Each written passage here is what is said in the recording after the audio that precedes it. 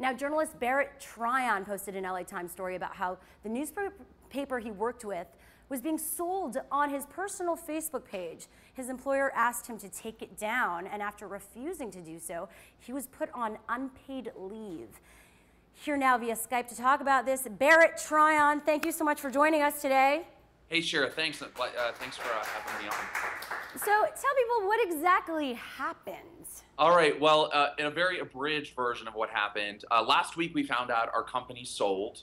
And the next day there was an LA Times article that came out that said that the new company that bought us was going to take our newspaper and flip us by the end of the summer. As I said, it was reported by the LA Times.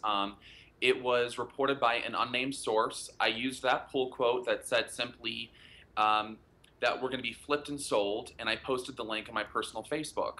It was up for several hours, and I got an email from my boss. Later in the afternoon, I was already gone from work, and she said, "Hold up, you're violating social media policy.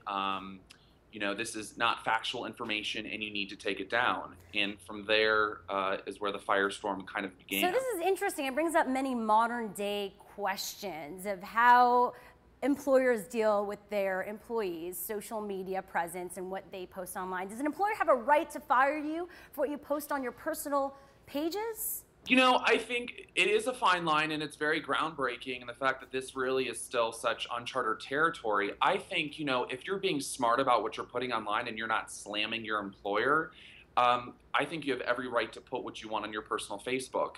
I think it's a totally different story if I was slamming the new owners or if I was slamming my current company, which I wasn't doing and I haven't done. So I think you just have to be smart about it. Just use common sense. And unfortunately, this is just blown completely out of proportion. Now, how should an employer react to something like this? Do you understand why they would want to have you take leave? Right, I think maybe because I'm a journalist, that is the extra caveat that maybe, a normal employer, it wouldn't be the same, wouldn't be the same type of issue. So I think, maybe a conversation first, which is something I was never unfortunately afforded to have. And then you go from there. And I still might not have taken it down if we had a conversation, but I think you need to have a dialogue. Most important, the takeaway from this is have a dialogue with your company, whether or not you have a social media policy. And if you don't have one, maybe what should it include and not include? Definitely. Well, thank you so much for joining us today and sharing your story. I appreciate it. Thanks for having me. Thank you. And of course, these are territories we're all trying to still figure out, so it'll be interesting to see how that story unfolds.